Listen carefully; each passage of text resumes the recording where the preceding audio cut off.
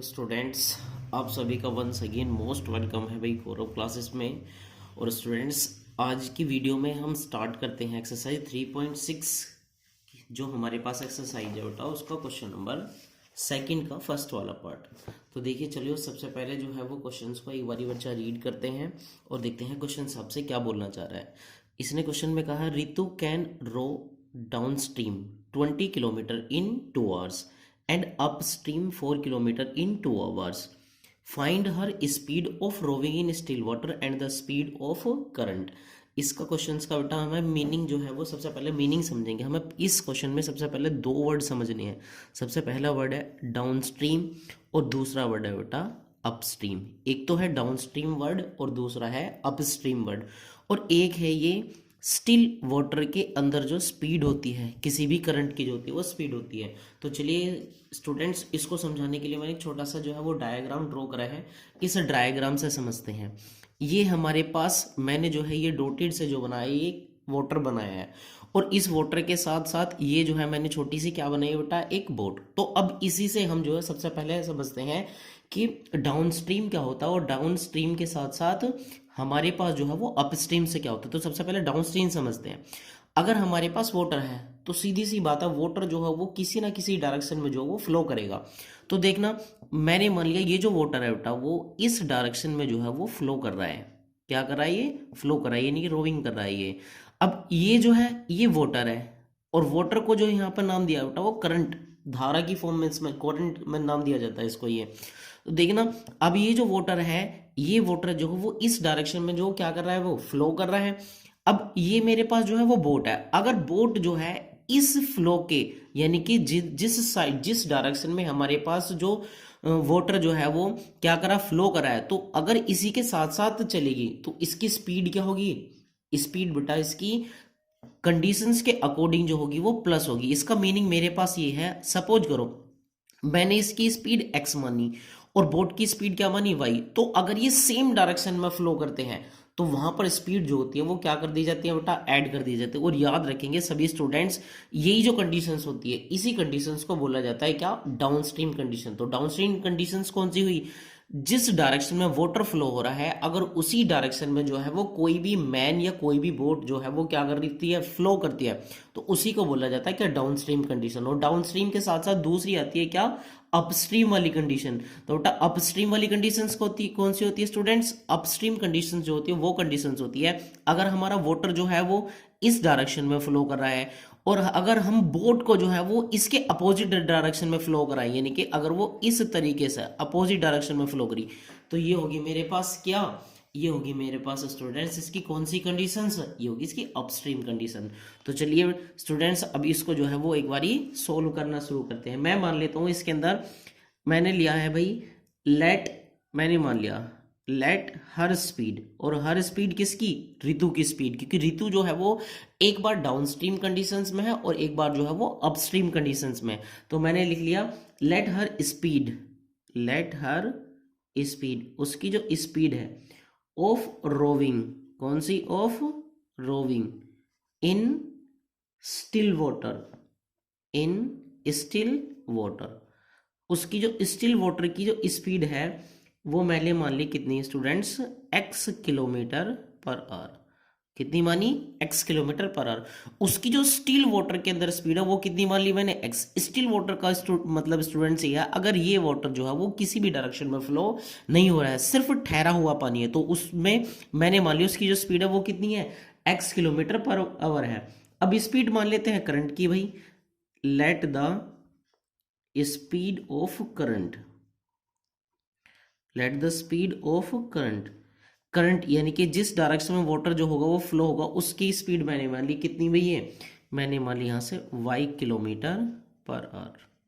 कितनी मान ली स्टूडेंट्स यहाँ से मैंने, ये y किलोमीटर पर आवर। इसका मीनिंग ये हुआ, अगर ये बोट जो है वो स्टिल वाटर में students x kilometre per hour की स्पीड से जो वो फ्लो कर रही है, और जो ये स्टिल वाटर है, और ये स्टिल वाटर मतलब ये जो क्या बोलते हैं वाटर है, अगर ये ठहरा हुआ है, तो यहाँ पे मैंने इसकी स्पीड मान ली कितनी, y किलोमीटर पर आवर जो है वो मैंने क्या मान ली इसकी स्टूडेंट्स, स्पीड मान लिया। तब अब सबसे पहले निकालते हैं उसकी स्पीड, निकालेंगे स्टूडेंट्स। कब निकालेंगे? हर स्पीड, हर स्पीड, उसकी स्पीड निकालेंगे कौन सी कंडीशंस में, सबसे पहले निकालेंगे हर स्पीड ऑफ रोविंग, क्योंकि वो रो कर रहा है यानी कि फ्लो कर रहा है, रोविंग डाउन स्ट्रीम में। तो डाउन स्ट्रीम कंडीशन के लिए क्या होगा, डाउन स्ट्रीम कंडीशंस के लिए मेरे पास स्पीड क्या हो जाएंगे बेटा, दोनों की स्पीड जो हो जाएंगी वो ऐड हो जाएंगी, x प्लस वाई, और कितना, इतने किलोमीटर पर आवर। क्यों, अभी बताया था मैंने डाउन स्ट्रीम कंडीशन में वाटर भी इसी डायरेक्शन में फ्लो हो रहा है और उसके साथ साथ बोट भी जो है वो सेम डायरेक्शन में जो वो फ्लो हो रही है बेटा। फिर उसके साथ साथ हम उसकी स्पीड लिखेंगे बेटा, हर स्पीड इस ऋतु की स्पीड, और कौन सी कंडीशन में, ऑफ रोविंग कौन सी, अपस्ट्रीम के लिए, किसके लिए स्टूडेंट्स, अपस्ट्रीम के लिए। तो अपस्ट्रीम्स के लिए मेरे पास कितना होगा, x माइनस वाई, और कितना, इतने किलोमीटर पर आवर। अब यह हमारे पास उसने जो बेटा दो कंडीशंस दी है, सबसे पहले लगाएंगे फर्स्ट कंडीशन, क्या लगाएंगे, फर्स्ट कंडीशन। अब फर्स्ट कंडीशन क्या दी है स्टूडेंट्स उसने, मैं एक बार आपको बुक में रीड कराता हूं। उसने फर्स्ट कंडीशंस मेरे पास दी है, डाउनस्ट्रीम कंडीशन में वो 20 किलोमीटर जाता है, कितने में, इन 2 आवर्स में। तो लिखेंगे सबसे पहले यही बात लिखेंगे इसकी, या सबसे पहले हाँ इसी को लिखते हैं बेटा, सी गोज कितने किलोमीटर जाती है, she goes 20 kilometre, 20 kilometre downstream, 20 kilometre downstream. और डाउन स्ट्रीम कितने कितने आवर्स में जाती है, इन 2 आवर्स में, कितने में जाती है बेटा, 2 आवर्स में। अब मुझे यहां से पता है क्या, बिकॉज ऑफ टाइम इक्वल किसके होता है बेटा, टाइम इक्वल होता है डिस्टेंस अपॉन किसके, स्पीड के, डिस्टेंस अपॉन स्पीड के, ये से। अब देखना कितने टाइम, अगर मैं यहां से टाइम की बात करूं, टाइम जो है मेरे पास कितना लग रहा है बेटा, 2 आवर्स का। डिस्टेंस कितनी ट्रैवल कर रहा हूं मैं यहां से, 20 की, और स्पीड की कैसी है मेरे पास यहां पर, ये x प्लस वाई, क्योंकि कौन सी कंडीशन में है, डाउन स्ट्रीम कंडीशन में मेरे पास ये। तो देखना क्रॉस मल्टीप्लाई करूंगा मैं x प्लस वाई, तो x प्लस वाई कितना होगा, 20/2, तो कितना आएगा फाइनली मेरे पास 10, यानी कि x प्लस वाई मेरे पास होगा स्टूडेंट्स कितना, यहां से 10। अब इसके बाद लगाएंगे सेकंड कंडीशन, कौन सी लगाएंगे, सेकंड कंडीशन। अब सेकंड कंडीशन में उसने हमसे क्या कहा है, उसने सेकंड कंडीशन में कहा बेटा, शी गोज, वह जो है वो कितनी, शी गोज 4 किलोमीटर, 4 किलोमीटर जो वो अपस्ट्रीम कंडीशंस में जाती है, she goes 4 kilometre upstream, 4 kilometre upstream, और कितने में, इन 2 आवर्स, सेम 2 आवर्स में जाती है यहां से भी वो। तो देखना भाई ये फिर से टाइम इक्वल टू कितना लगेगा, टाइम इक्वल लगेगा बेटा डिस्टेंस अपॉन स्पीड के।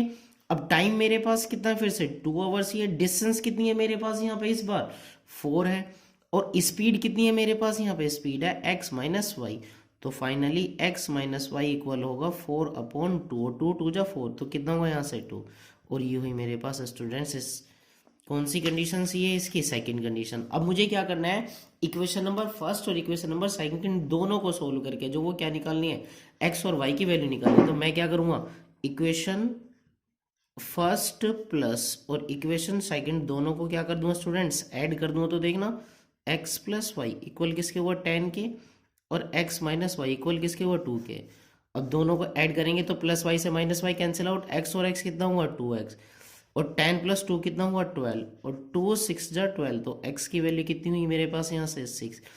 और 6 क्या, x जो है वो मैंने क्या माना हुआ, स्टिल वाटर के अंदर जो स्पीड है उसकी, तो ये कितनी है, किलोमीटर पर आवर।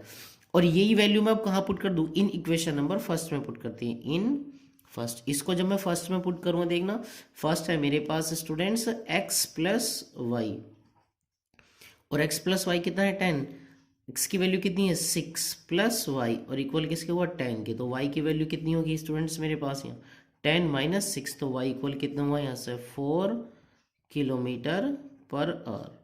यानी कि मेरे पास x की जो वैल्यू हुई वो तो आई 6 किलोमीटर पर आवर, और y की जो वैल्यू है वो कितनी आई मेरे पास, ये 4 kilometre per hour. I hope आप सभी को ये क्वेश्चन जो स्टूडेंट समझ आया होगा। प्लीज़ अगर आपको क्वेश्चन समझ आए, वीडियो पसंद आए तो लाइक शेयर कमेंट करना नहीं भूलिएगा। Thank you.